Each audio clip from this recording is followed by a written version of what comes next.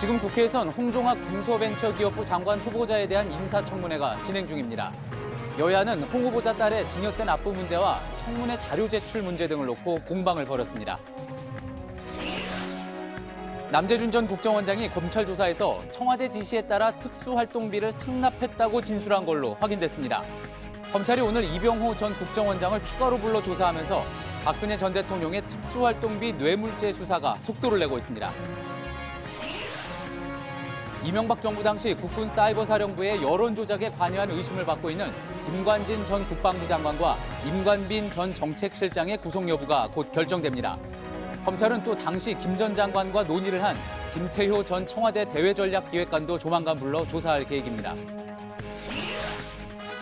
이명박 전 대통령이 최근 진행 중인 적폐청산 수사에 대해 모레 중동 출국길에서 입장을 밝힐 걸로 알려졌습니다.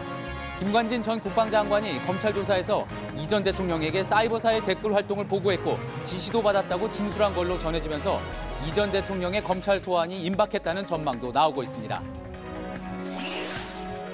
에이펙 정상회의 참석을 위해 베트남을 찾은 문재인 대통령이 내일 시진핑 중국 주석과 4개월여 만에 정상회담을 갖습니다. 두 정상은 사드 문제를 직접적으로 언급하지 않는 대신 양국 관계를 회복하고 북핵 문제 해법을 마련하는 데 논의를 집중할 전망입니다. JTBC 뉴스룸 지금 시작합니다. 수소, 우주의 75%. 그 무한한 수소로 자동차를 달리게 하다. 현대자동차. 문재인 정부 1기의 마지막 장관 후보자인 홍종학 중소벤처기업부 장관 후보자에 대한 청문회가 지금 국회에서 진행 중입니다. 야당은 홍 후보자와 관련된 여러 의혹들을 추궁했습니다. 홍 후보자 가족이 장모로부터 30억 상당의 재산을 증여받는 과정에 세금 탈루 의혹이 제기됐습니다. 여당은 홍 후보자가 법을 위반한 사실이 없다며 맞섰습니다. 먼저 국회 취재기자 연결해 지금 청문회 어떻게 진행되고 있는지부터 알아보겠습니다.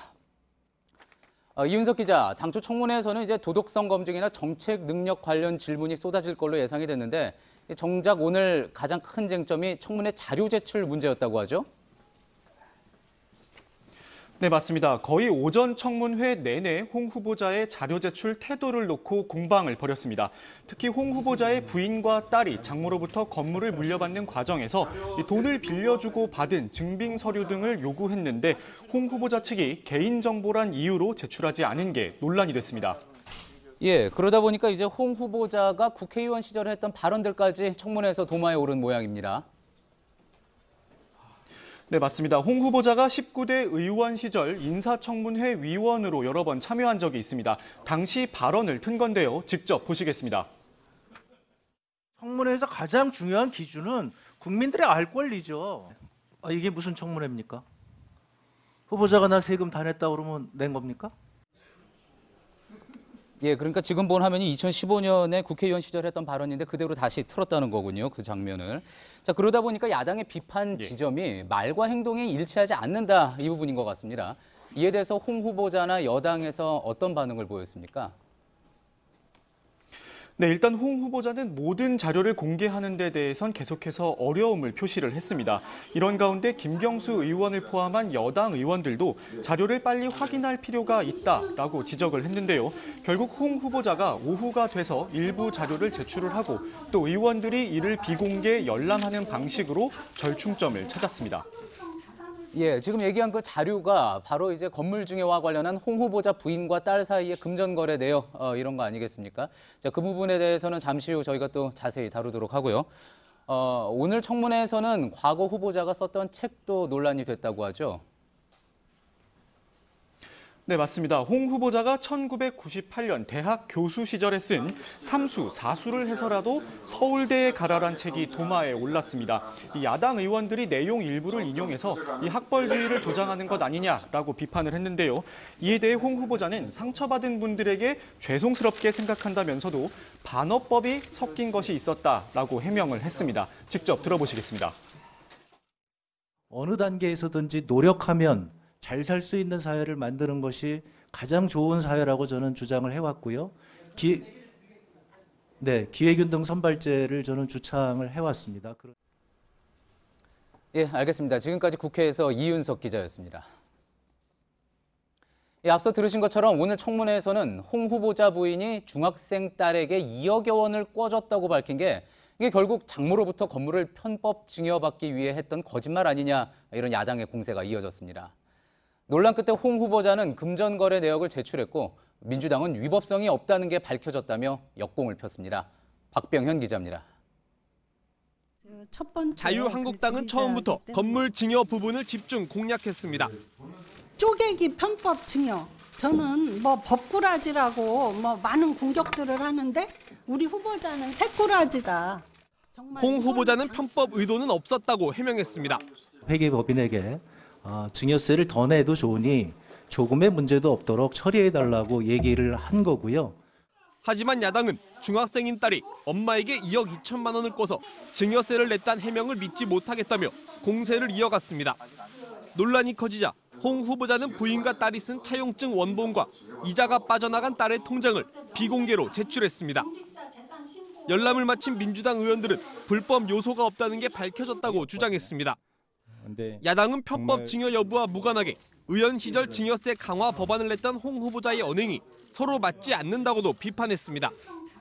이에 대해 홍 후보자는 현재도 생각이 달라진 건 아니라며 지금이라도 추가로 증여세를 내서 부인과 딸 사이의 금전거래를 해소하겠다고 밝혔습니다. JTBC 박병현입니다. 다음은 국정원 관련 소식들입니다. 남재준 전 국정원장은 2013년 이른바 NLL 대화록을 통째로 공개하면서 법적 논란을 일으킨 바 있습니다. 검찰에서는 당시 문제가 없다는 결론이었는데 그 내용들을 보니 문제가 없는 게 아니었습니다. 당시 국정원은 기본 팩트를 왜곡해 국가기밀인 이 대화록을 공개할 수 있도록 작업을 했던 사실이 확인됐습니다. 서복현 기자의 단독 보도입니다. 민주당 백혜련 의원실을 통해 입수한 2013년 남재준 원장 당시 국정원의 공문입니다. NLL 대화록을 공개하기 전에 대통령 기록관에 대화록의 성격을 물은 겁니다. 그런데 남북 정상의 대화를 국정원이 녹취해 기록으로 작성했다고 적시돼 있습니다. 하지만 2007년 남북 정상회담의 녹취는 당시 청와대 비서관으로 배석했던 조명균 통일부 장관이 했습니다. 국정원은 청와대 지시로 이 녹음 파일을 받아 녹취록을 만들었고 수정도 청와대 지시로 했습니다. 하지만 이런 내용은 빠졌고 국정원은 대통령 기록물에 적용을 받지 않는 기관이란 점만 강조돼 있습니다. NLL 대화록이 공개 절차가 까다로운 대통령 기록물이 아니라 일반 공공기록물이란 유권 해석을 끌어내기 위해 사실을 왜곡한 걸로 보이는 대목입니다. 결국 대통령 기록관은 이런 질의에 NLL 대화록은 공공기록물이란 판단을 내렸습니다. 다만 대화록 작성 주체 등을 아는데 한계가 있다고 미심쩍어하며 사실관계에 따라 기록물의 성격이 달라질 수 있다는 단서를 남겼습니다. 하지만 남 전 원장은 이를 무시했고 대화록의 기밀을 해제한 뒤 전문을 공개했습니다. JTBC 서복현입니다. 청와대가 달라니까 줬다. 남재준 전 국정원장이 검찰 조사에서 국정원 특수활동비 상납과 관련해 이같이 진술한 걸로 알려졌습니다. 검찰은 오늘은 이병호 전 국정원장도 불러 상납 경위를 조사했는데 수사는 뇌물의 종착지인 박근혜 전 대통령을 향해 속도를 내고 있습니다. 박민규 기자입니다. 신문에 성실하게 최선을 다해서 진실되게 답변했습니다. 박근혜 정부 첫 국정원장인 남재준 전 원장은 어제 새벽까지 이어진 검찰 조사에서 청와대의 상납 지시를 인정했습니다. 청와대 지시에 따라 취임 2달 뒤인 2013년 5월부터 매달 5천만 원의 특수활동비를 보냈다고 진술한 겁니다. 청와대의 요구는 곧 박근혜 전 대통령의 요구라고 판단했다는 입장도 보인 것으로 전해집니다. 오늘은 지난 6월까지 국정원을 맡았던 이병호 전 원장이 조사를 받고 있습니다. 국정원이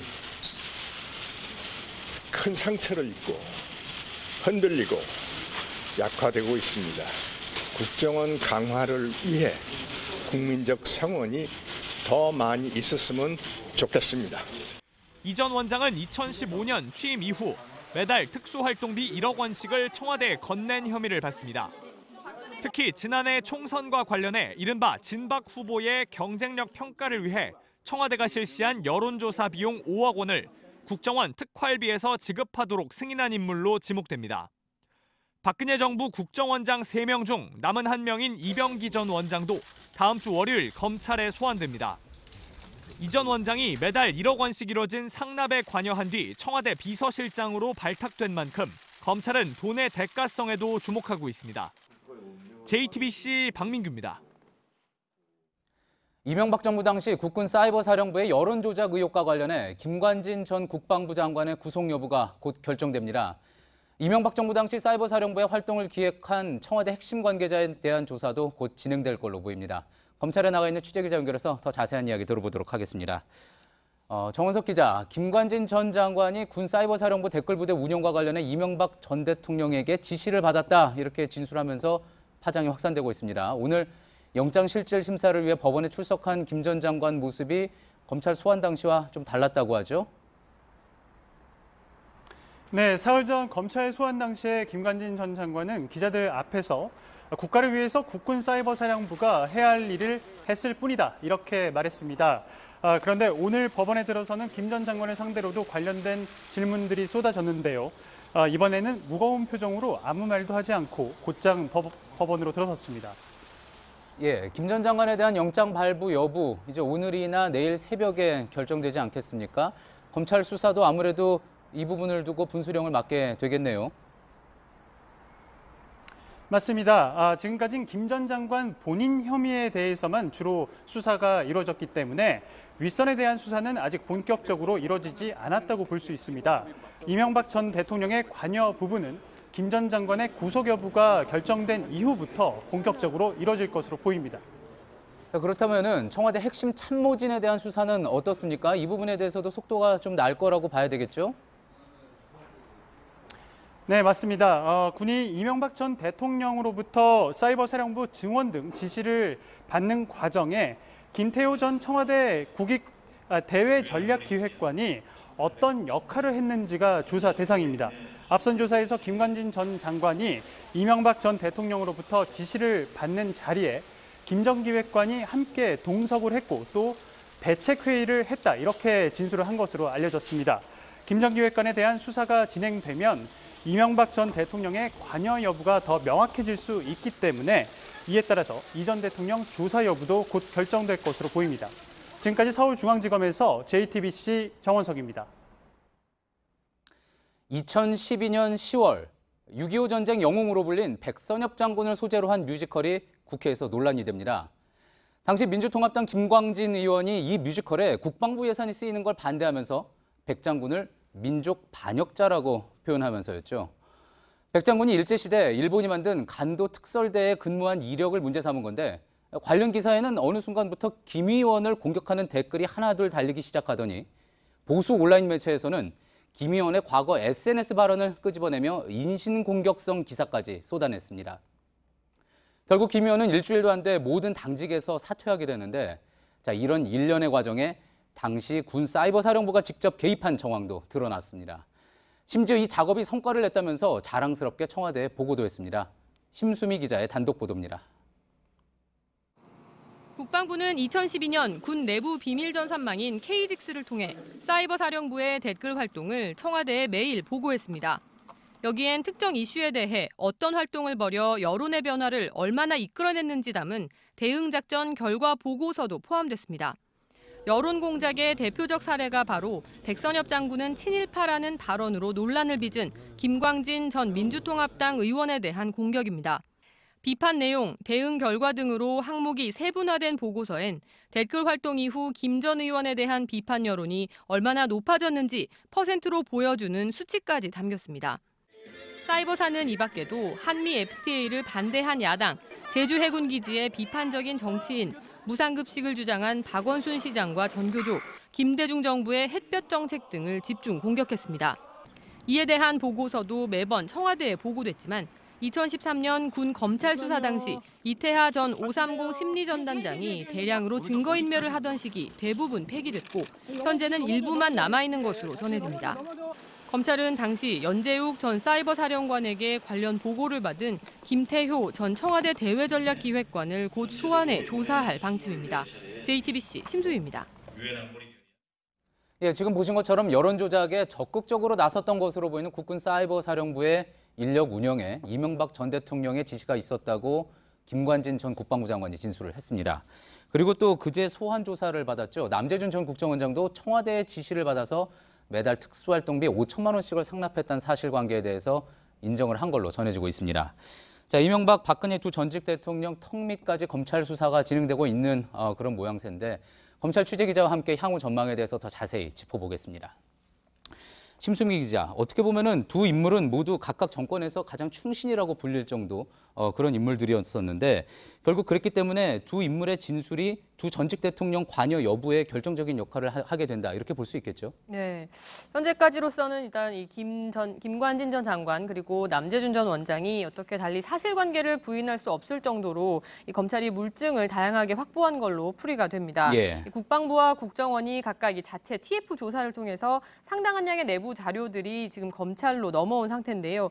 물론 아직 이 조사 초기 단계이기 때문에 이 두 사람의 진술이 앞으로도 좀 계속 달라질 가능성은 배제할 수 없습니다. 다만 이 김 전 장관의 정치 관여 혐의 또 남 전 원장의 뇌물 공여 혐의 등은 상당히 무거운 혐의이기 때문에 이 자신의 범죄의 무게를 줄이려면 윗선의 지시에 따랐고 위법인 줄 몰랐다는 취지의 주장을 펴야 좀 조금이라도 유리한 상황입니다. 지난해 시작된 국정농단 수사와 재판에서 안종범 전 수석이 대표적으로 이런 주장을 일관되게 해오고 있습니다. 예, 그렇군요. 자, 그러면서 또 관심사는 이제 검찰의 수사가 결국 이 전 대통령에게 직접 향할 것인지 또 그리고 이미 재판을 받고 있는 박 전 대통령에게는 또 어떤 영향을 줄 것인지 언제 그 재조사가 이루어질 건지 이 부분 아니겠습니까? 자, 이 전 대통령과 박 전 대통령의 조사 앞으로 전망 어떻게 볼 수 있을까요? 네, 지금 이 김 전 장관과 남 전 원장의 공통점은 군 출신의 안보 책임자라는 겁니다. 그러니까 대통령의 결정권에 가장 가깝게 닿아 있는 사람이란 뜻인데요. 아시다시피 김 전 장관은 이 이명박 전 대통령과 박근혜 전 대통령 그 두 정권을 모두 이어가면서 국내 안보 정책의 총 책임자 역할을 했고요. 남 전 원장 역시 박근혜 정부 초대 국정원장이었었죠. 이런 점에서 이들이 이 수사 과정에서 두 전직 대통령의 지시와 관련된 진술을 한다면 검찰 수사는 상당한 탄력을 받을 수밖에 없습니다. 다만 이 사이버사 여론 조작과 관련해서는 이 전 대통령의 경우 일단 당시 청와대 안보 라인의 인사들과 또 비서관들에 대한 조사가 먼저 선행이 돼야 됩니다. 적극적으로 이 전 대통령이 지시를 한 것인지 혹은 관련 수석실에서 수동적으로 보고만 받은 것인지 등이 확인이 되어야 이 전 대통령에 대한 조사 필요성 여부도 판단이 될 거기 때문인데요. 박 전 대통령의 경우는 좀 다릅니다. 이 국정원의 특수활동비가 상납됐다는 것이 문고리 비서관들 그리고 남 전 원장의 모두 다 박 전 대통령의 지시가 있었다라고 어느 정도 박 전 대통령 또는 청와대 지시가 있었다라는 점이 나왔기 때문에 이 다음 주에 오늘 이병호 전 원장이 소환 조사를 받고 있는데 다음 주 이병기 전 국정원장까지 조사가 이뤄지고 나면 박근혜 전 대통령도 조만간 조사가 이뤄질 걸로 보입니다. 예, 하나하나 차례로 이뤄지는 부분들 다 지켜봐야지 되겠군요. 지금까지 사회부 심수미 기자였습니다. 예, 이렇게 커지고 있는 의혹들은 결국 또 이명박 전 대통령을 향하고 있습니다. 이 전 대통령은 모레 중동으로 출국할 예정인데 그때 최근 검찰 수사에 대한 입장을 직접 밝히겠다고 했습니다. 류정화 기자입니다. 이명박 전 대통령이 적폐청산과 관련해 입장을 밝힐 것이라고 측근인 이동관 전 청와대 홍보수석이 밝혔습니다. 내일 모레 강연을 위해 바레인으로 출국하는데 그에 앞서 공항에서 기자들을 만나 직접 입장을 밝히겠다는 겁니다. 이 자리에서 이 전 대통령은 길지는 않지만 현재 진행 중인 검찰 수사에 대해 명확한 반대의 뜻을 밝힐 것으로 전해졌습니다. 또 다른 측근은 특히 이 전 대통령이 김관진 전 국방부 장관으로부터 국군 사이버사령부의 댓글 활동을 상세히 보고받았다는 진술이 흘러나온 것과 관련해 검찰이 언론 플레이로 일국의 대통령을 범죄자로 몰고 가고 있다고 주장했습니다. 이 전 대통령도 최근 측근들과의 회의에서 나라가 자꾸 과거에 발목 잡히는 것이 안타깝다고 불쾌감을 드러낸 것으로 알려졌습니다. 이런 가운데 이 전 대통령은 오늘 홈페이지에 회고록 중 4대강 사업에 대한 소회를 담은 글을 발췌해 올리면서 게시물의 제목을 공세 또 공세라고 달기도 했습니다. JTBC 유정화입니다. 문재인 대통령이 인도네시아 국빈 방문을 마치고 오늘 오후 에이펙 회의가 열리는 베트남 다낭에 도착했습니다. 내일은 한중 정상회담이 예정돼 있습니다. 다낭에서 이성대 기자입니다. 동남아를 순방 중인 문재인 대통령이 베트남 다낭에 도착해 에이펙 공식 일정을 소화했습니다. 에이펙 경제인회의에서 현 정부의 경제 기조인 사람 중심 경제를 설명하고 정상 만찬에 잇따라 참석했습니다. 이번 방문의 하이라이트는 내일 열리는 한중 정상회담입니다. 지난달 말 양국이 사드 문제를 봉합한 이후에 처음 만나는 자리로 앞으로 한중 관계를 가늠할 수 있는 회담입니다. 일단 사드 현안은 대화 테이블에 오르지 않을 거라는 게 청와대의 설명입니다. 다만 한중 관계 정상화에 속도를 내자는 차원에서 공감대가 형성될 걸로 보입니다. 특히 청와대는 다음 주 아세안 다자회의 기간 중에 리커창 중국 총리와 회담을 추진 중인데 이 자리에서 경제 문제가 집중 거론될 가능성이 있습니다. 사드와 달리 북핵 문제에선 속도가 나지 않을 전망입니다. 앞서 미중 정상이 만나 새로운 북핵 해법을 도출하지 못했기 때문에 중국이 우리 측에 줄 선물이 마땅치 않다는 겁니다. 이에 따라 유엔 대북 결의안을 적극 이행하거나 북핵 문제를 평화적으로 해결한다는 기존 입장을 재확인하는 선에서 머물 가능성이 큽니다. 이에 따라 사드 문제로 껄끄러웠던 한중 관계엔 훈풍이 불겠지만 북핵 문제에선 큰 진전을 기대하기 어렵다는 전망이 나오고 있습니다. 다낭에서 JTBC 이성대입니다. 이번 한중일 순방에서 트럼프 대통령은 세일즈 외교를 내세웠습니다. 세 나라에게 미국산 무기 구입이나 다른 투자를 약속받았죠. 그 금액이 3,300억 달러, 우리 돈으로 370조 원이 넘습니다. 정의식 특파원입니다. 아베 일본 총리가 대량의 군사 장비를 구입할 것입니다. 한국이 우리 군사 장비를 사기로 한데 감사합니다. 무역 적자로 중국을 비난하지 않습니다.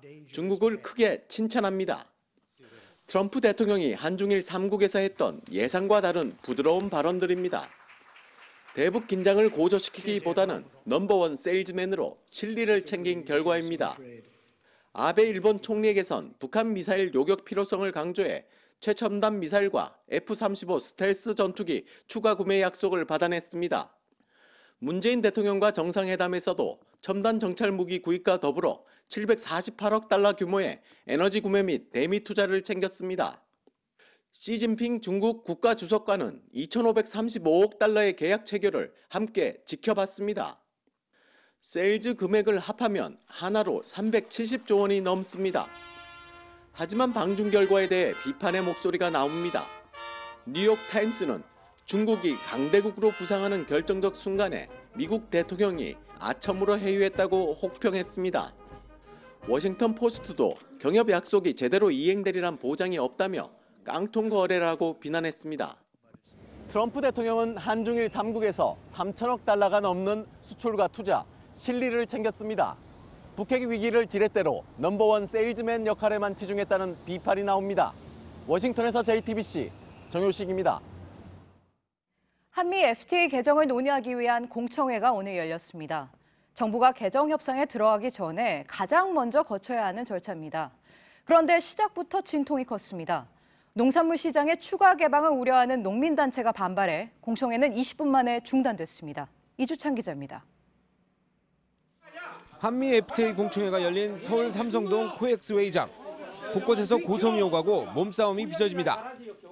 정부의 개정 협상 추진에 농축산단체 관계자들이 강하게 반발하면서입니다. 우리는 쌀 한 톨, 고기 한 점 양보할 수 없습니다.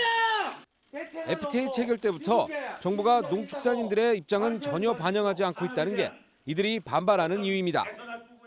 철강, 자동차, 반도체 100톤 예불렀는데 우리는 보사돼서 보사. 더 이상 이것을 용납할 수 없고. 결국 토론과 질의응답 없이 정오쯤 공청회는 끝났습니다. 그러면 이것으로 공청회 마치겠습니다. 농민들은 공청회가 무산됐다는 주장이지만 정부는 향후 절차를 계속 진행하겠다는 입장입니다. 정부가 개정 협상에 들어가려면 경제적 타당성 검토, 공청회를 가진 뒤 국회에 보고하는 등 법으로 정해진 절차를 거쳐야 합니다. 하지만 공청회 토론자들 사이에서도 준비된 자료가 부실하고 시간이 부족하다는 지적이 나오는 등 정부가 공청회 절차를 요식행위로 여기고 있다는 비판이 나옵니다. 이에 대해 산업부는 농축산단체와 간담회를 여는 등 이해관계자들의 의견을 추가로 듣겠다고 밝혔습니다. JTBC 이주찬입니다. 북한이 중국과 러시아에 파견했던 노동자 17만 명을 올해 안에 귀국시킬 방침이라고 아사히 신문이 보도했습니다. 유엔 안보리 결의에 따라 중국과 러시아가 제재에 나섰기 때문입니다. 틸러슨 미 국무장관은 대북 제재가 북한 군부에도 영향을 주고 있다고 말했습니다. 백종훈 기자입니다. 아사히 신문은 북한이 중국과 러시아에 파견한 북한 노동자들에게 귀국 지시를 내렸다고 보도했습니다. 중국과 러시아가 더 이상 북한 노동자를 체류시키지 않기로 한 데 따른 것입니다. 앞서 지난 8월과 9월 유엔 안전보장이사회는 대북 제재에 북한 노동자의 해외 활동 중단을 포함시켰습니다. 올 연말까지 북한으로 돌아올 노동자 수는 중국의 공장과 식당에 12만 명, 러시아에 5만 명입니다. 아사히 신문은 중국 단둥 지역 등에서는 북한 노동자를 고용한 공장에서 인력이 이미 철수했다고 보도했습니다. 미국도 대북 경제 제재가 성과를 내고 있다고 밝혔습니다. 렉스 틸러슨 미 국무장관은 트럼프의 아시아 순방 중 기자들에게 대북 경제 제재가 북한 군부에 영향을 주고 있다고 말했습니다. It is creating some stress within North Korea's economy and with some of their citizens, potentially even within some of their military. 국제사회의 대북 제재가 본격화되면서 북한의 경제적 입지가 더욱 좁아지고 있습니다. JTBC 백종훈입니다. 네, 지난해 개성공단이 문을 닫으면서 피해를 본 입주 기업들에 대해 정부가 추가 지원에 나섰습니다. 규모가 660억 원에 달합니다. 정부는 마지막 지원이라고 했지만 피해 기업들은 부족하다는 입장입니다. 박현주 기자입니다. 660억 원의 추가 지원금은 올해 안에 피해 기업들에게 지급됩니다. 174개 피해 기업별로 피해 실태 조사가 이미 끝났습니다. 추가 지원이 완료되면 정부의 지원액은 모두 5,800여억 원이 됩니다. 지난 시기 갑작스러운 정책 변화로 뜻하지 않은 어려움을 겪은 개성공단과 남북 경협 기업들에 대해 국가의 책임성 재고 차원에서 통일부는 총 피해액의 74%를 보전하게 된다고 설명했습니다. 하지만 입주 기업들은 실망스럽다는 입장입니다. 2,248억 원 정도를 받아야 되는데 그게 3분의 1도 안 되잖아요. 이게 지원의 마지막이다. 더 이상은 없다라고. 피해 기업들은 오는 13일 총회를 열고 정리된 입장을 통일부에 전달한다는 계획입니다.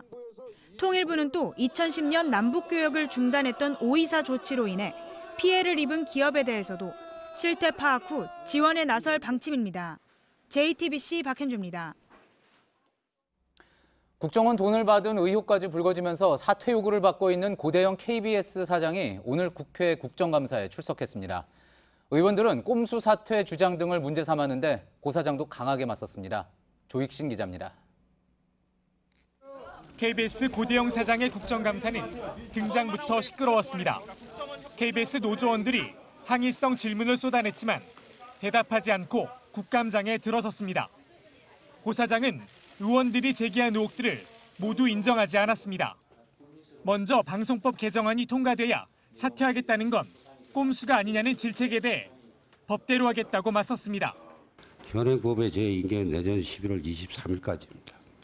그러나 지금 국회에서 방송법 개정에 대해서 얘기하고 계시니까 새로운 세대에 따라서 하는 거니까 그때 그만두겠다. 국정원 요원으로부터 기사를 빼주는 대가로 200만 원을 받았다는 의혹에 대해서도 국정원의 발표가 사실이 아니라고 주장했습니다. 국정원 발표를 천석같이 믿으십니까? 제 얘기를 왜 안 믿으십니까? 그것은 위증하고 있는 게 아니지 어떻게 자유한국당 의원들은 블랙리스트와 같은 업무 배제나 부당한 조치가 김대중 노무현 정부 때도 있었다며 이 역시 들여다봐야 한다고 주장했습니다. JTBC 조익신입니다. 김재철 전 MBC 사장에 대한 구속영장이 기각됐습니다. 김 전 사장은 이명박 정부 당시 국정원과 공모해 정부 비판 프로그램을 폐지하고 기자와 PD를 해고한 혐의 등을 받고 있습니다. 관련 증거를 대부분 확보했고 도망의 염려가 크지 않다는 게 법원의 설명인데 MBC 노조는 즉각 유감의 뜻을 밝혔습니다. 김필준 기자입니다. 김재철 전 MBC 사장은 국정원과 공모해 MBC를 친정부 방송사로 만들려 했다는 혐의를 부인해 왔습니다. MBC는 장악될 수가 없는 회사입니다. 그런데 왜 장악하셨습니까? MBC는 장악해서도 안 되는 회사입니다. 그러나 검찰은 김 전 사장이 국정원 요청대로 정부의 비판적인 프로그램을 폐지하고 기자와 PD도 해고했다며 구속영장을 청구했습니다. 오늘 법원은 증거가 대부분 수집됐고 도망의 염려가 크지 않다며 영장을 기각했습니다. 방송장악 의혹의 진상규명을 요구하며 파업 중인 MBC 노동조합은 즉각 유감을 표명했습니다. 김 전 사장이 주거지를 옮겨 다녀 압수수색을 피해왔고 차명 대포폰까지 사용한 정황이 있는데 도망의 염려가 크지 않다는 건 수긍하기 어렵다는 겁니다. 법원은 김 전 사장이 국정원법 위반에 가담했는지를 다투고 있기 때문에 구속 필요성 등을 인정하기 어렵다고도 했습니다. 검찰은 기각 사유를 면밀히 검토한 뒤 영장 재청구 여부를 결정할 예정입니다. JTBC 김필주입니다. 자유한국당 홍준표 대표가 박근혜 전 대통령 제명 이후 처음으로 박 전 대통령의 정치적 고향인 대구를 찾았습니다. 보수 우파 세력을 살리기 위해 어쩔 수 없었다는 메시지를 던졌는데 가는 곳마다 친박들의 거센 저항에 부딪혔습니다. 송지혜 기자입니다. 홍준표 대표는 대구 시민들에게 자신의 충정을 헤아려 달라고 했습니다. 보수 우파 세력들이 살아야지 나중에 박근혜도 살든 말든 할 거 아닙니까? 제명 책임은 문재인 정부에 돌렸습니다. 문재인 정부가 박 전 대통령을 무리하게 재구속해 내년 지방선거에 이용하려 하기 때문에 지방선거 승리를 위해 박근혜당 프레임을 벗어야 했다고 주장했습니다. 홍준표 대표가 박 전 대통령 제명 일주일 만에 박 전 대통령의 정치적 고향인 대구를 찾아 여론 정면 돌파에 나선 겁니다. 하지만 가는 곳마다 거센 항의를 받았습니다. 박정희 대통령의 강당과 결기 그리고 추진력 존경합니다.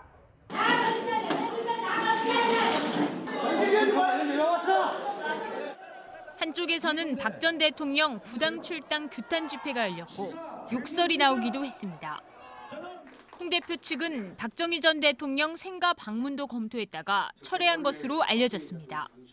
JTBC 송지혜입니다.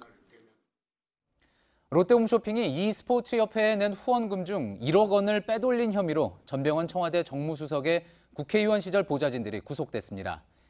이 과정에서 가짜 용역 계약서가 사용됐고 당시 협회 측은 이를 확인조차 않았던 것으로 드러났습니다. 해당 협회 회장이 바로 전 수석이었는데 보좌진들이 협회를 사금고처럼 여긴 게 아니냐는 지적입니다. 이서준 기자입니다. 한국 e스포츠협회는 2015년 방송 외주업체 T사와 1억 원대 용역 계약을 맺었습니다. 전병헌 청와대 정무수석의 국회의원 시절 비서관 윤모 씨 등이 임의로 꾸민 가짜 계약서였습니다. 협회에서 1억 원을 받은 T사는 인력업체 S사에 인건비 명목으로 현금을 지급했고 이 돈은 다시 윤 씨 등에게 전달됐습니다. 그런데 사정당국에 따르면 e스포츠협회 간부는 T사로부터 계약서를 받자마자 다 들어서 알고 있다면서 별다른 검토도 하지 않고 대금을 지불했습니다. 또 윤 씨는 e스포츠협회 직함도 없이 협회 간부들에게 지시를 내리고 인사와 예산을 좌우한 것으로 알려졌습니다. 윤 씨가 전 수석을 등에 업고 e스포츠협회에 상당한 영향력을 행사한 정황입니다.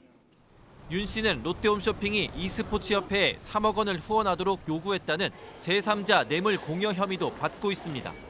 검찰은 구속된 윤 씨 등 보좌진들을 상대로 전 수석의 개입 여부를 조사하고 있습니다. JTBC 이서준입니다.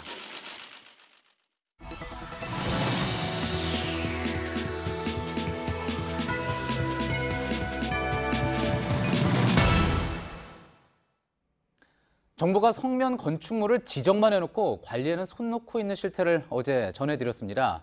그래서 이제 많은 분들이 바로 내 주변에도 그런 건 아닌지 많이 불안하다 이런 반응을 보내주셨습니다. 네, 그래서 저희 취재진은 방치된 현장에서 시료를 채취해 전문기관에 맡겨 분석해봤습니다. 그 결과 기준치보다 25배나 높은 성면이 검출됐습니다. 박소영 기자입니다. 30여 개 업체와 패밀리 레스토랑이 입주해 있는 서울 여의도의 사학연금 회관입니다. 지하주차장 배관 위에 수북이 쌓인 가루를 전문기관에 맡겨 분석해봤습니다. 전자현미경으로 4,000배 확대해보니 머리카락처럼 기다란 백성면이 확인됐습니다. 성면의 농도는 법정 기준치인 1%를 한참 웃도는 25%로 분석됐습니다. 바늘처럼 뾰족해 백성면보다 훨씬 위험한 갈성면도 검출됐습니다.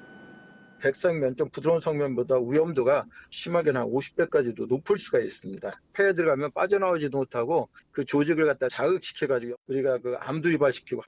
사학연금 재단 측은 오늘부터 지하주차장을 폐쇄하겠다고 밝혔습니다. 취재진은 서울 강남 고속버스 터미널 2층 상가의 천장 2곳에서 채취한 시료도 분석을 의뢰했습니다. 두 곳 모두 농도 3%인 백성면이 검출됐습니다. 이곳을 이용하는 상인들과 시민들은 그간 영문도 모른 채 성면 위험에 고스란히 노출돼 있었습니다. 관리되지 아니하고 또 감독되지 아니하는 건물이라고 하는 것은 말 그대로 침묵의 살인자라고 볼 수 있습니다. 환경부는 지자체와 함께 성면 건축물 실태 점검에 나서겠다고 밝혔습니다. JTBC 박소연입니다. 이렇게 성면이 계속 문제가 되면서 요즘에는 기존에 설치돼 있던 성면을 아예 제거하는 곳도 많습니다. 오래된 학교에서 특히 그렇습니다. 네, 그런데 제거 현장에서조차 관리 감독은 허술합니다. 제대로 이뤄지는 곳이 10%도 안 됩니다. 유한유 기자입니다. 바닥에는 군데군데 성면 조각이 떨어져 있고 벽에 설치한 비닐막은 뜯겼습니다. 벽면에 비닐막은 틈새 없이 붙이고 성면을 손상 없이 제거해야 한다는 고용노동부의 표준 매뉴얼에 어긋납니다. 방학 동안 엉터리로 성면 제거 작업을 한 이 학교에선 올해 초 6곳에서 백성면이 나왔습니다. 지난 여름 경기도 과천 관문초등학교에서도 같은 문제가 생겨 계약이 한 달 늦춰졌습니다. 정부가 철거업체 등록은 쉽게 내주면서 관리 감독은 소홀히 한 탓입니다. 인력이 굉장히 부족하셔서 안양 과천을 두루 보시는 분이 한 분이세요. 주는 사진으로만 본다면 그게 제대로 관리 감독이 될 것인가. 민주당 신창현 의원실에 따르면 고용노동부가 2012년 이후 작업 허가를 내준 성면 제거 현장 중 직접 현장 감독을 나간 곳은 5.6%에 불과했습니다. 대구 경북과 충청권이 2%대로 최하위권을 차지했습니다. 정부는 뒤늦게 현장 실사를 반드시 하도록 내년 3월 관련 규칙을 개정하겠다고 밝혔습니다. 하지만 규칙 개정과 함께 예산과 인력 확보 방안도 마련해야 제대로 된 감독이 가능하다는 지적이 나옵니다. JTBC 유한울입니다. 고 김광석 씨의 부인 서혜순 씨를 둘러싼 의혹들에 대해 경찰이 모두 무혐의 처분을 내렸습니다. 딸의 죽음을 방치했다거나 사망 사실을 알리지 않았다는 주장에는 근거가 없다고 밝혔습니다. 서 씨 측은 김 씨의 형과 이상호 기자에게 법적 책임을 물을 방침입니다. 윤재영 기자입니다. 그동안 서혜순 씨가 받아온 혐의는 크게 두 가지였습니다. 먼저 감기에 걸린 딸 서연 양을 방치해 사망하게 했다는 겁니다. 하지만 경찰은 서연 양의 휴대전화와 병원 진료 기록을 조사한 결과 이를 입증할 만한 증거가 없다고 발표했습니다. 굳이 뭐 이렇게 그 서혜순 씨에 대해서 나쁘게 말을 하거나 가정의 불화라든지 아니면 동거남에 대해서 나쁘게 말하는지 이런 건 없었습니다. 또 가부키 증후군을 앓고 있던 서연 양이 감기에 걸렸다가 급성 폐렴으로 사망할 수 있다는 전문가 소견도 확보했습니다. 경찰은 서 씨가 소송에서 유리한 결과를 얻기 위해 딸의 사망을 숨겼다는 의혹도 사실과 다르다고 밝혔습니다. 당시 재판에서 서연 양의 생존이 쟁점이 된 적 없고 사망을 알릴 의무도 없었다는 겁니다. 경찰은 오늘 이 같은 내용의 수사 결과를 발표하고 혐의 없음 의견으로 사건을 검찰에 넘겼습니다. 서 씨 측은 자신을 고발한 김 씨의 형 김광복 씨와 고발뉴스 이상호 기자를 무고와 명예훼손 혐의로 고소할 방침입니다. JTBC 윤재영입니다. 충북 충주에선 비탈길에 세워진 25톤 화물차가 구르는 사고가 났습니다. 이 화물차는 교차로에서 신호를 기다리던 승합차를 덮쳤고 승합차의 운전자가 숨졌습니다. 정영재 기자입니다. 짐을 실은 화물차 한 대가 비탈길로 굴러 내려갑니다. 반대 차선에서 오는 차를 아슬아슬 피했지만 이내 신호 대기 중이던 카니발 차량을 덮칩니다. 사고가 일어난 건 오늘 오전 8시 20분쯤 충북 충주의 한 교차로에서 48살 이모 씨가 세워놓은 25톤 화물차가 갑자기 비탈길을 300m가량 굴러 37살 황모 씨의 차량을 덮친 겁니다. 황 씨는 병원으로 옮겨졌지만 숨졌습니다. 이 씨는 경찰 조사에서 화물을 점검하기 위해 사이드 브레이크를 잠근 뒤 기어를 중립에 놓고 차에서 내렸다고 진술했습니다. 시동 켜놓고 다 주변에 있었는데 내려 있었는데 차가 움직이니까 차가 높으니까 못한 거지.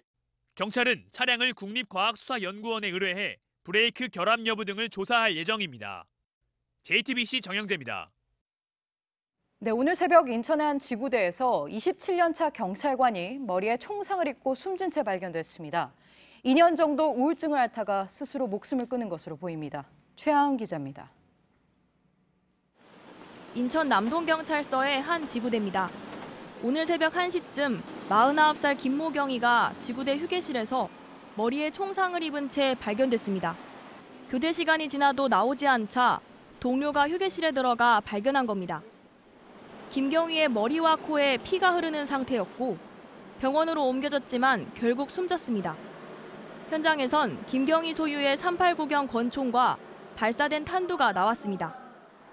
국립과학수사연구원은 총구를 관자놀이에 대고 발사한 흔적이 있다는 부검 결과를 경찰에 통보했습니다. 근무 공간과 휴게실 사이는 철문 3개로 막혀 있어 10여 명의 지구대 직원들도 총소리를 듣지 못했습니다.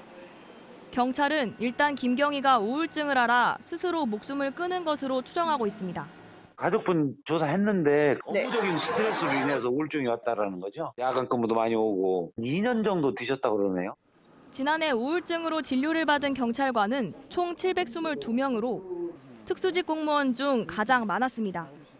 최근 5년간 자살한 경찰관 4명 중 1명은 우울증 등 정신문제로 스스로 목숨을 끊었습니다. 경찰은 국과수 부검 결과와 동료 경찰 등 주변 인물들의 진술을 토대로 김경희의 정확한 사망 경위를 조사하고 있습니다. JTBC 최하은입니다. 사우디아라비아에선 빈살만 왕세자가 숙청 작업에 속도를 내고 있습니다. 왕세자가 곧 왕위에 오를 것이라는 보도도 나왔습니다. 왕자의 난이 왕위 계승을 위한 과정이라는 분석입니다. 연주환 기자입니다. 이란 프레스TV는 살만 빈 압두라지즈 사우디 국왕이 48시간 안에 왕위를 내려놓을 것이라고 현지 시간 9일 보도했습니다. 이 매체는 국왕은 자신이 가장 마음에 들어하는 아들에게 왕좌를 내줄 것이라고 전했습니다. 현재 사우디 왕위 계승 서열 1위는 개혁을 주도하고 있는 빈 살만 왕세자입니다. 81살의 고령인 국왕을 대신해 빈 살만이 국정 전반의 실권을 장악하고 있습니다. 사우디 국왕은 지난 6월 조카 빈 나예프를 폐위하고 32살의 아들 빈 살만을 왕세자로 세웠습니다. 이번 왕자 숙청 작업도 빈 살만 왕세자의 왕위 계승 작업 과정이라는 관측도 나옵니다. 빈 살만 왕세자가 주도하는 사우디 반부패위원회는 현재까지 왕자와 전현직 관료 201명을 부패 혐의로 구속했습니다. 우리 돈으로 112조 원을 횡령한 혐의입니다. 부패 혐의를 받는 고위직들의 은행 계좌 1,700개도 동결됐습니다. 빈 살만 왕세자의 개혁은 기존 정부 관리 등에 불만이 있는 사우디아라비아의 젊은 층으로부터 지지를 얻고 있습니다. JTBC 연지환입니다. 소치 동계올림픽에서 러시아 선수들이 금지 약물을 쓴 게 확인됐습니다. 국제올림픽위원회 IOC는 해당 선수들의 메달을 박탈했습니다. 도핑 파문이 커지면서 평창 동계올림픽에 러시아가 집단 불참할 가능성도 제기됩니다. 온누리 기자입니다. 2014년 2월 소치에서 러시아는 금메달 13개를 포함해 총 33개의 메달을 따냈습니다. 하지만 국제올림픽위원회 IOC는 최근 금메달 1개와 은메달 3개를 박탈했습니다. 금지 약물이 확인된 스키 선수 6명에게 메달 박탈과 올림픽 영구 출전 금지라는 중징계를 내린 겁니다. 다만 김연아를 제치고 피겨 금메달을 땄던 소트니코바는 증거 불충분으로 징계 대상에서 제외됐습니다. 미국 등 17개국 반도핑 기구는 조직적인 도핑 의혹을 받고 있는 러시아에 대해 평창 올림픽 출전 금지를 요구했습니다. 이와 관련 뉴욕타임스는 최근 IOC가 내년 2월 평창에서 러시아의 국가 연주나 개막식 입장을 금지하는 방안을 검토 중이라고 보도했습니다. 하지만 러시아의 반발도 만만치 않습니다. 푸틴 러시아 대통령은 최근 사태가 미국의 음모 때문이라고 주장했고 러시아 올림픽위원회는 평창올림픽 집단 불참 가능성까지 시사했습니다. IOC는 다음 달 집행위원회에서 러시아의 평창올림픽 출전 여부를 결정합니다. JTBC 온누리입니다.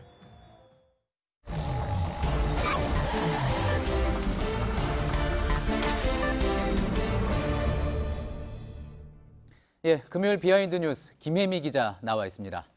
김혜미 기자, 첫 번째 키워드부터 볼까요? 네, 오늘 첫 번째 키워드는 세 분의 사진입니다. 예. 오늘은 먼저 좀 듣고 가시죠. 이승만 대통령, 박정희 대통령, 김영삼 대통령 그 세 분의 사진을 저희 당사에 걸 생각입니다. 아, 예. 그러니까 이제 전직 대통령 사진을 걸겠다는 건데 딱 이렇게 3명을 뽑은 특별한 이유가 있습니까? 네, 일단 홍 대표는요. 이승만 전 대통령은 건국의 아버지, 박정희 예. 전 대통령은 조국 근대화의 아버지, 그리고 김영삼 전 대통령은 민주화의 아버지라는 이유를 달았습니다. 하지만 구체적인 설명은 없었습니다. 예. 하지만 이제 자유한국당이 과거에 이제 뭐 신한국당, 한나라당, 새누리당 등으로 이름을 바꿔가면서 또 이제 보수당으로서 굉장히 오랜 기간 여당 또 대통령도 많이 배출하고 그랬는데 딱 3명을 뽑은 거네요. 네, 그렇습니다. 사실은 더 있습니다. 지난 8월에요. 예. 자유한국당 김재원 의원이 경북도당 위원장이 되면서 당이 배출한 지도자를 꼽은 적이 있는데요. 맞습니다. 그때 비슷한 결로 이렇게 이야기를 했었죠. 예, 그때 거론됐던 대통령은 이승만 전 대통령부터 박근혜 전 대통령까지 7명입니다. 예. 그러니까 이 중에서 전두환, 노태우, 이명박, 박근혜 전 대통령은 빼고 예. 3명의 사진만 걸겠다라는 겁니다. 자, 그럼 무슨 기준으로 넣고 빼고 한 거라고 볼 수 있습니까? 도대체 왜 나머지는 빠졌냐에 대해서 이 당 관계자는 탈당을 한 분들이고 그리고 예. 현재 자유한국당이 그분들의 어떤 정신을 이어받는다고 하기 어렵기 때문이다라고 설명을 했습니다. 예. 하지만 일단 이 뽑힌 3명 안에 든 김영삼 전 대통령도 임기 말에 탈당을 했기 때문에 이 설명이 딱 들어맞는 설명은 아닙니다. 그러네요. 예, 그보다는 오늘 홍 대표가 박근혜 전 대통령 제명 조치 이후에 처음으로 대구 경북 지역을 찾아가서 이런 얘기를 한 것으로 볼 때요.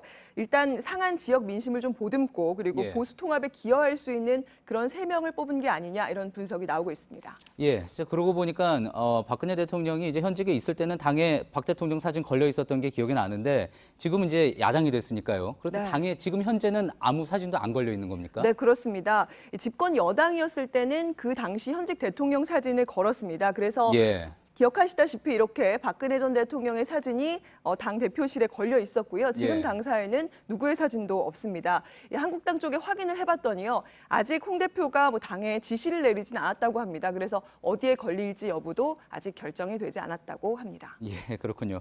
근데 사실 또 보면은 이승만 전 대통령, 박정희, 김영삼 전 대통령 살아 있었을 때 또 이렇게 서로를 좋아하는 사이는 아니지 않았습니까? 박 대통령 같은 경우도 그렇고 이승만 대통령에 대해서 거리를 뒀고 김영삼 전 대통령도 여러 가지 또 부정적인 발언 내놨고 사진으로 나란히 또 걸리게 됐다고 하니까 역사의 아이러니라고도 볼 수 있을 것 같습니다. 그렇습니다. 두 번째 키워드 볼까요? 네, 두 번째 키워드는요. 징계의 이유입니다. 국민의당 이상돈 의원이 당 윤리위의 논의 테이블에 오르게 됐습니다. 예. 300여 명의 당원이 중앙당기 윤리심판원에 이 의원에 대한 징계 청원서를 낸 겁니다. 어떤 부분이 문제가 된 거죠? 네, 이 의원 최근 바른정당과의 중도 통합론을 비판하면서 이 언론 인터뷰를 통해서 공개적으로 국민의당 지도부와 안철수 대표를 아주 강도 높게 비판했습니다. 발언들을 좀 보시면요. 국민의당은 이미 심정적으로 쪼개졌다. 그리고 국민의당의 미래는 답이 없다. 그리고 안철수 대표는 아마추어고 이미 정치적으로 종을 친 사람이다. 이런 발언들을 했습니다. 이상돈 의원이 교수 출신이죠. 그렇죠. 그렇다고 예. 치더라도 당대표에게 내놓은 발언이라고 하기에는 굉장히 거센 내용들인데 그래도요. 이런 말로 어떻게 당 내부에서 징계가 가능한 겁니까? 네, 일단 이제 징계를 요청하는 쪽에서는 심판원의 이런 규정을 근거로 들고 있는데요. 예.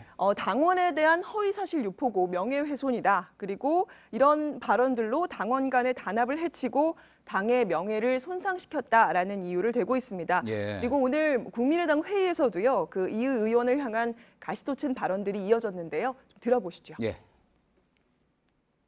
앞에서 하는 토론을 피하고 뒤통수나 때리는 치사한 일은 하지 말아야 합니다.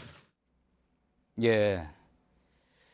자, 굉장히 센 발언이 이어지면서 또 이렇게 또 반박도 이어지고요. 자, 이상돈 의원의 입장은 어떻습니까? 이상돈 의원은 일단 자신의 일인데도 이게 관심거리가 안 된다 그러면서 그렇습니까? 굉장히 냉랭한 반응을 보이고 있습니다. 예. 그렇군요. 이제 조만간 이 부분에 대해서는 결론이 어떤 방식으로든지 나게 되겠죠? 네, 빠르면 이달 안으로 좀 얘기가 될 것으로 보입니다. 예, 어떤 결정이 나든지 또 파장은 피할 수가 없어 보입니다. 지금까지 정치부 김혜미 기자였습니다. 네, 오늘 일부 지역에 비가 내렸죠. 비가 그치고 기온이 크게 떨어져 주말엔 제법 춥겠습니다. 미세먼지까지 기승을 부릴 것으로 보입니다. 조택수 기자입니다. 우산을 붙잡은 손에 잔뜩 힘이 들어갑니다. 우산이 뒤로 젖혀질 만큼 바람도 강하게 불었습니다. 오늘 전국이 오전부터 잔뜩 먹구름이 끼며 흐렸습니다. 오후부터는 굵은 빗줄기가 내렸습니다. 비는 밤새 그치겠지만 비구름 뒤로 찬 공기가 몰려오고 있습니다. 내일 아침 서울은 2도, 모레도 1도에서 머무는 등 추워집니다. 낮에도 서울, 춘천 11도, 대전 12도, 대구 13도, 부산 15도로 오늘보다 낮습니다. 바람도 강해 체감온도는 더 낮아질 것으로 보입니다. 이번 추위는 주말 동안 계속되다 월요일부터 평년 기온을 회복합니다. 하지만 수요일부터 다시 기온이 떨어져 수능 당일인 다음 주 목요일에는 영하권으로 내려갑니다. 어제 다시 중국 내륙에서 황사가 발원했습니다. 서쪽에서 부는 바람을 타고 한반도로 다가오고 있어 주말 동안 서쪽 지방을 중심으로 미세먼지 수치도 높게 나타날 것으로 예상됩니다. JTBC 조택수입니다. 예, 조금 전 들어온 소식입니다. 한중 정상회담 시간이 확정이 됐는데요. 우리 시간으로 내일 저녁 7시 반 에이펙이 열리고 있는 베트남 다낭에서 문재인 대통령과 시진핑 주석이 정상회담을 가질 예정입니다. 자, 그리고 오늘 밤샘 토론 있습니다. 안보 위기 속 한미 동맹 문제 없나라는 주제로 이석현, 나경원, 정동영, 정병국 등 여야 중진 의원들이 나와서 토론을 벌입니다. 네, 그리고 뉴스가 끝난 뒤엔 페이스북과 유튜브를 통해 소셜 라이브 프라이데이가 진행됩니다. 오늘은 정치부 회의의 두 반장이 준비하고 있는데 역시 많은 시청 바랍니다. 저희가 오늘 준비한 소식은 여기까지입니다. 시청해주신 여러분 고맙습니다.